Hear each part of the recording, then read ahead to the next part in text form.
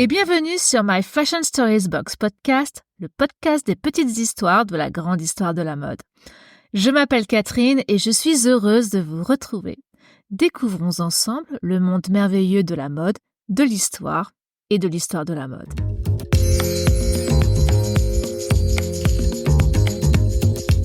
Pour ce nouvel épisode de My Fashion Stories Box Podcast, j'ai décidé de parler de Christian Dior. Pour autant, je n'avais pas envie de faire une énième biographie du célèbre créateur qui a changé la mode après la Seconde Guerre mondiale.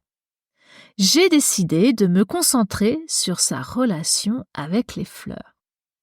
De son enfance en Normandie à l'empire mondial de la mode qu'il a construit, les fleurs ont toujours occupé une place particulière dans le cœur et dans les créations de Christian Dior. Explorons comment ces fleurs ont influencé sa vie et son héritage. Il n'est plus nécessaire de présenter Christian Dior. Comme vous le savez sûrement tous, c'était un créateur de mode français renommé qui a révolutionné l'industrie de la mode avec sa collection emblématique New Look en 1947. Il est né en 1905 à Granville, en Normandie, dans une famille aisée, son père étant un célèbre fabricant d'engrais. Christian Dior a eu plusieurs vies. Dans les années 20, il ouvre une galerie d'art à Paris et entre sur la scène artistique parisienne. Après le krach de Wall Street en 1929 et la ruine financière de sa famille, il commence à vendre des croquis de mode pour joindre les deux bouts. Cela lui permet d'exercer le métier d'illustrateur de mode, puis de créer pour d'éminents couturiers de l'époque tels que Robert Piguet et puis surtout Lucien Lelon. En 1946, avec le soutien financier du riche entrepreneur textile Marcel Boussac, Christian fonde sa propre maison de couture à l'âge de 41 ans. Le 12 février 1947, il lance sa première collection baptisée New Look par Carmel Snow, l'influente rédactrice en chef du magazine américain Harper's Bazaar, qui lui dit « C'est toute une révolution, cher Christian, vos robes ont un nouveau look. » Et en effet, cette première collection a révolutionné la mode féminine avec ses tailles cintrées et ses jupes amples jusqu'au mollet, en fort contraste avec les formes masculines et carrées, les styles utilitaires de la mode de guerre de la dernière décennie.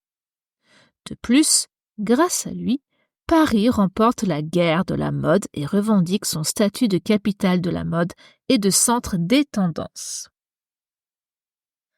Arrêtons-nous un instant et regardons les principales caractéristiques du New Look de Christian Dior.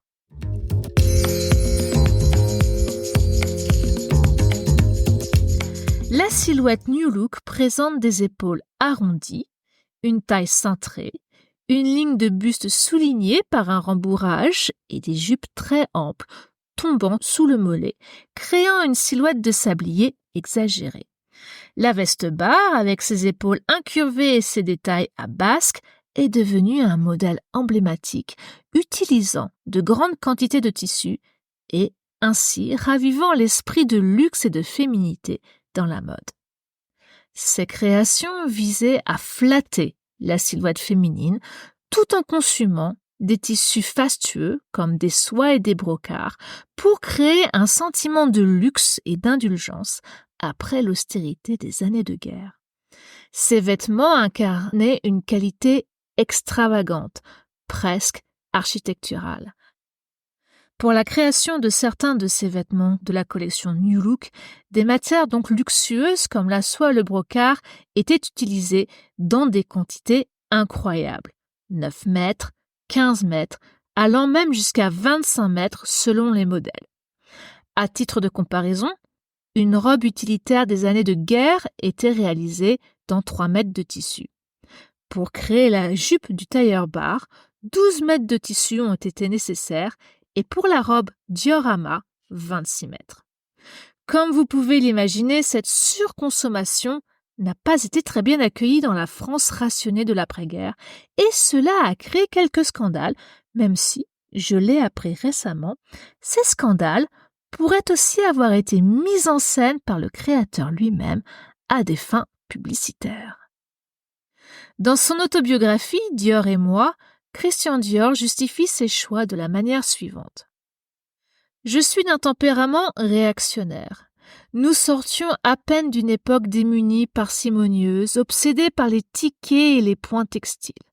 Mon rêve serait donc naturellement la forme d'une réaction contre cette pauvreté. »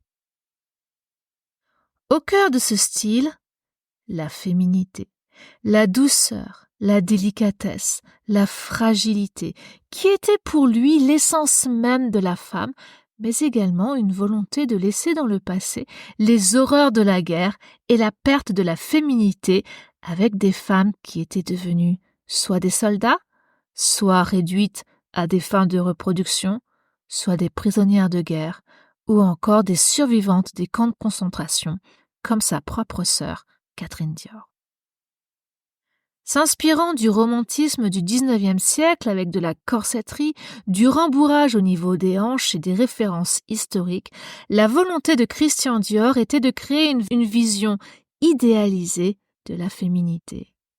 Le XIXe siècle étant une période riche en matière de silhouettes pour femmes, les principales que l'on peut repérer dans les premières collections de Christian Dior sont la période romantique, durant laquelle les robes commencent à prendre du volume avec la crinoline, dont la forme fait écho au vertugadin du XVIe siècle, et puis la Belle Époque, où les silhouettes se font plus fines, mais aussi plus resserrées, avec des faux culs et des corsets, donnant naissance à la silhouette sinueuse. Pour la période romantique et la crinoline, vous avez peut-être en tête ce magnifique tableau représentant l'impératrice française Eugénie, épouse de Napoléon III, entourée de ses dames d'honneur, tableau réalisé par Franz Xaver Winterhalter en 1855. On y voit un groupe de femmes joliment assises dans un paysage naturel, avec des fleurs, elles-mêmes représentées comme des fleurs avec les couleurs claires de leurs robes et une quantité de tissu impressionnante les entourant comme des pétales. Une atmosphère de légèreté, de délicatesse et de féminité se dégage de ce tableau. Les femmes y sont représentées comme étant elles-mêmes de belles fleurs fragiles s'épanouissant dans un jardin idyllique. On peut retrouver des références à cette époque romantique correspondant plus ou moins au Second Empire aux France et à l'ère victorienne au Royaume-Uni, soit le milieu du XIXe siècle, dans les silhouettes du New Look de Christian Dior de 1947. Dans les deux cas, nous pouvons voir une silhouette féminine exagérée avec des tailles cintrées obtenues grâce à un corset à baleine et un rembourrage, des épaules arrondies et des lignes de buste accentuées, des jupes amples et volumineuses et des crinolines ou leur équivalent pour la version New Look. Ici, Christian Dior avait également le désir de faire revivre les techniques de construction historiques de cette période et s'est inspiré des techniques de couture du XIXe siècle avec des doublures et des baleines pour sculpter une silhouette de sablier similaire à cette période et traduire sa vision de la féminité. Je voulais que mes robes fussent construites, moulées sur les courbes du corps féminin dont elles styliseraient le galbe. J'accusais la taille, le volume des hanches. Je mis en valeur la poitrine. Pour donner plus de tenue à mes modèles, je les fis doubler avec tous les tissus de percale et de taffetas, renouant ainsi avec une tradition depuis longtemps abandonnée, racontait Christian Dior. L'utilisation intensive de tissus est donc un autre écho à l'opulence du XIXe siècle. Une autre référence au XIXe siècle peut être retrouvée dans les torses allongés et corsetés de ces collections, inspirées de la Belle Époque, période située entre environ 1871 et 1914, et de sa silhouette sinueuse emblématique. Pour avoir une idée de cette silhouette, je vous conseille de regarder les tableaux d'artistes de cette période, comme par exemple John Singer Sargent, avec son portrait de Madame X, réalisé en 1883-1884, dans lequel on voit une femme, Madame X, portant une robe d'une modernité saisissante, avec sa poitrine mise en avant et sa taille soulignée par un corset. Ou encore, vous pouvez regarder les tableaux de Giovanni Boldini, portraiturant la haute société parisienne et arborant cette silhouette caractéristique de la Belle Époque, comme on peut le voir dans son tableau appelé « Conversation dans un café » de 1879 ou celui appelé « Feu d'artifice » réalisé entre 1892 et 1895. Cette nostalgie du passé semble être liée à une aspiration à des temps plus heureux, où tout semblait plus simple, plus beau. En faisant revivre les idéaux romantiques et féminins de la mode du XIXe siècle à travers ses silhouettes emblématiques, ses techniques de construction somptueuses et ses références historiques directes, le New Look de Christian Dior a rendu hommage à l'opulence et au savoir-faire d'une époque qui a profondément influencé sa philosophie et son esthétique. Et les fleurs dans tout ça, me direz-vous ?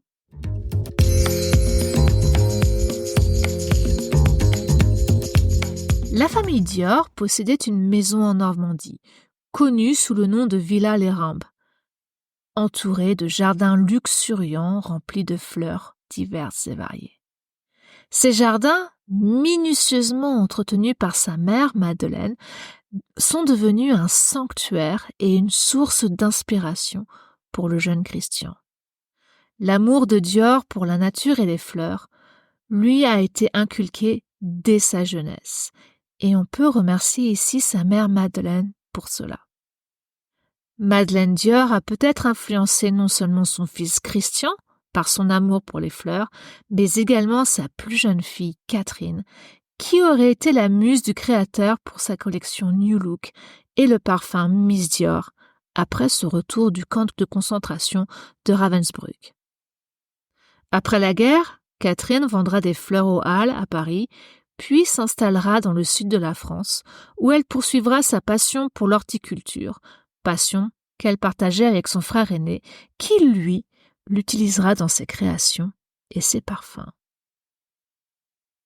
Christian Dior a donc toujours eu une fascination profonde pour les fleurs, fascination motivée par l'amour de sa mère pour elle et qui a considérablement influencé ses récits de création et son esthétique. Les motifs et inspirations floraux imprègnent de nombreux aspects de son travail.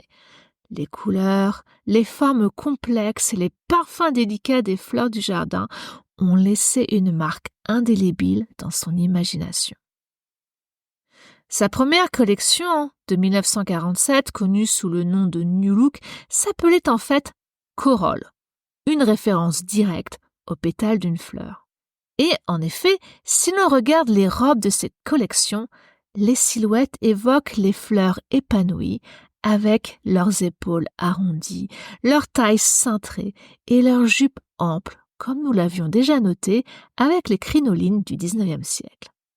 D'autant plus que l'installation de son premier défilé, qui se déroula au 30 avenue de Montaigne, a été décrite comme étant composée de delphinium bleu, de pois de senteur rose et de muguet blanc.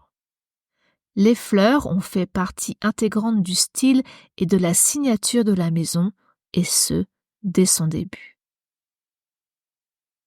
Christian Dior nommait souvent ses robes d'après des fleurs, comme par exemple Rose France, Tulipe Noire et Pâquerette. Ces créations n'étaient pas seulement inspirées par l'apparence des fleurs, mais aussi par leur signification, qui pour lui était liée à la féminité, à l'élégance et au renouveau. Il incorporait fréquemment des motifs floraux, des broderies et des imprimés dans ses collections, comme la célèbre ligne Tulipe du printemps 1953 qui représentait une abondance d'imprimés fleuris. Une autre référence évidente à l'univers des fleurs. Ces robes de soirée et de jour étaient souvent ornées d'embellissements floraux complexes et d'appliques inspirées des fleurs des jardins. Ce motif floral qui se répète s'étend au-delà des noms et des formes des vêtements. Les broderies complexes, les imprimés et les choix de tissus, tout devait refléter sa passion pour la botanique. Dior a dit un jour « Après les femmes, Les fleurs sont la plus belle chose que Dieu ait donnée au monde. Cette relation avec les fleurs influençait également le choix des tissus, comme les soies délicates, les mousselines légères et les tulles, qui étaient là pour évoquer la douceur et la fragilité des pétales. Son amour pour les fleurs ne s'est pas limité au domaine des vêtements. Il s'est épanoui également dans ses parfums. Son premier parfum, Miss Dior, lancé en 1947, était un hommage aux fleurs parfumées de son jardin d'enfance. Ce parfum est composé d'un bouquet luxuriant de roses, de jasmin et de gardénia. Les parfums J'adore et Diorissimo ont perpétué cette tradition avec toujours des notes de jasmin et de rose, plus des notes de muguet. Chaque parfum raconte l'histoire de la passion de Christian Dior pour les fleurs et de leur capacité à évoquer des émotions et des souvenirs. Les fleurs se retrouvent également dans les lignes de bijoux de la maison. Créé en 1998 et dirigé par Victoire de Castellane, le département bijoux de la maison Dior s'inspire pleinement de la passion du fondateur pour les fleurs. Et chaque collection met en scène les deux fleurs fétiches de Christian Dior, qui sont la rose et le muguet, tout en interprétant le cycle de vie de ces fleurs, des bourgeons aux fleurs, en passant par les pétales et les tiges, le tout de manière figurative ou abstraite. Mais les fleurs sont également utilisées dans l'imagerie de la marque.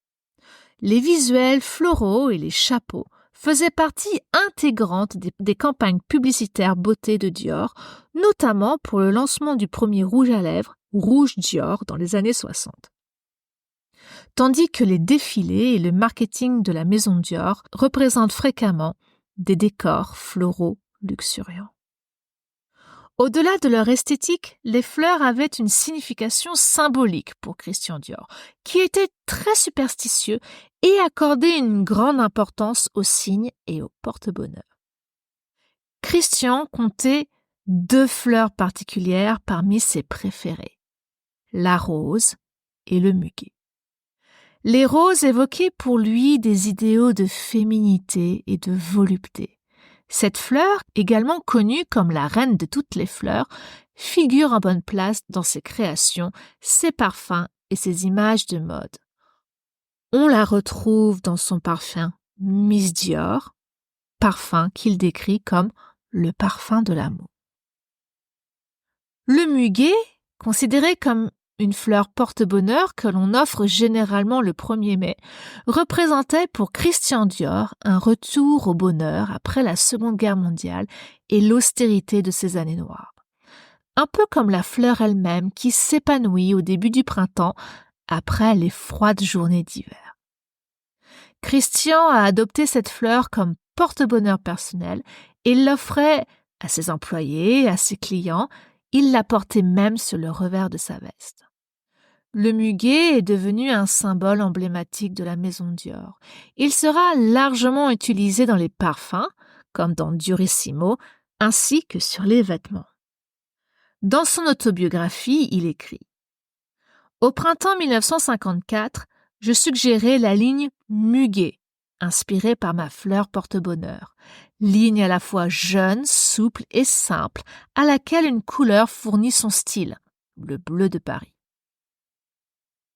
3 ans plus tard, dans la collection Libre, une robe sera dédiée à la fleur préférée du créateur et baptisée muguet, dont les volants sont brodés de clochettes, caractéristiques de cette fleur. Une 3e fleur pourrait être ajoutée à cette liste, la tulipe. Le créateur a rendu hommage à cette fleur dans sa collection Printemps-été 1953, baptisée la ligne Tulipe, et qui présentait une abondance d'imprimés floraux et de motifs inspirés par les différents aspects de cette fleur. Christian Dior dira « J'ai dessiné des femmes fleurs, des épaules douces, des tailles fines comme des lianes et des jupes larges comme des corolles.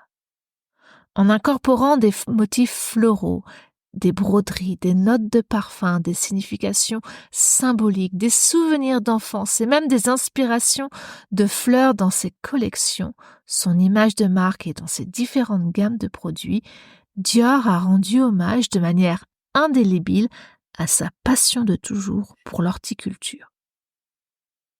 Aujourd'hui, la maison Dior continue d'honorer l'héritage floral de Christian Dior. Les jardins de la maison familiale Dior à Granville ont été préservés et les fleurs restent un thème central des collections contemporaines de Dior. Des créateurs comme John Galliano, Raf Simons et Maria Grazia Chiuri ont tous fait référence aux inspirations florales de Christian Dior pour créer des collections qui célèbrent la beauté intemporelle des fleurs. John Galliano faisait régulièrement référence à la passion du défunt fondateur, comme avec cette broche muguet XXL portée par Gisèle Bündchen sur un tailleur bar pour la collection automne-hiver 2007-2008. Pour sa première collection haute couture en tant que directeur artistique de la maison, Raf Simons a transformé un hôtel particulier à Paris en un jardin fleuri avec des delphiniums, du mimosa et des orchidées sur tous les murs, en un clin d'œil au premier défilé du couturier, tandis que les robes faisaient écho à la forme corolle du New Look et les imprimés et broderies renforçaient l'essence florale de la collection et donc de la maison. Les inspirations botaniques ne sont pas absentes des collections de l'actuelle directrice artistique de la maison, Maria Grazia Chiuri. La collection Printemps-été 2020 s'est particulièrement inspirée des jardins, des fleurs, mais également de la figure de Catherine Dior, la sœur de Christian. Dans une interview publiée dans Vogue en septembre 2019, elle a déclaré « La mère de Christian et Catherine Dior, Madeleine, cultivaient un beau jardin de leur maison familiale à Granville, même si la météo et la situation face à la mer ne se prêtent pas à la floraison. Christian écrivit plus tard dans son autobiographie Dior et moi que sa vie et son style devaient presque tout à la maison et au jardin. Après les horreurs de la Seconde Guerre mondiale, je pense qu'ils étaient tous deux à la recherche de la beauté. Christian l'a trouvée dans la couture et Catherine dans les fleurs et les plantes. Le message de cette collection est l'idée de prendre soin de chacun, du monde dans lequel nous vivons, tout comme Catherine Dior et d'autres femmes de l'histoire ont pris soin de leur jardin. Toutes les idées modernes du féminisme parlent des humains et de la nature et du rapprochement de ces deux mondes.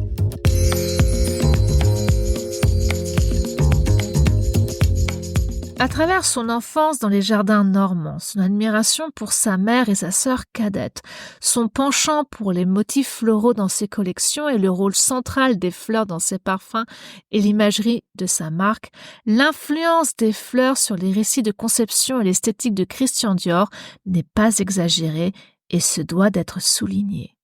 Les fleurs ont été une source d'inspiration et de sens tout au long de sa carrière. La relation de Christian Dior avec les fleurs était plus qu'une simple source d'inspiration. C'était l'histoire d'amour de toute une vie qui imprégnait tous les aspects de son travail. Des jardins de Granville au podium de Paris, les fleurs ont été une muse constante, symbolisant la beauté, l'élégance et la créativité. Une chose que vous ne manquerez pas de remarquer si vous visitez la galerie Dior avenue de Montaigne à Paris. Fleurs, inspiration historique, féminité, délicatesse sont visibles dans chaque recoin. Merci beaucoup d'avoir écouté cet épisode de My Fashion Stories Box podcast et suivi le voyage floral de Christian Dior. Que le pouvoir des fleurs soit avec vous. Abonnez-vous au podcast sur votre plateforme d'écoute préférée pour ne manquer aucun épisode. Suivez-moi sur Instagram et Facebook pour compléter l'écoute du podcast avec des visuels. Et si vous aimez My Fashion Stories Box podcast, laissez-moi un petit commentaire, ça me fera énormément plaisir. Je suis Catherine et vous venez d'écouter un épisode de My Fashion Stories Box podcast, le podcast des petites histoires de la grande histoire de la mode. À très vite pour un prochain épisode.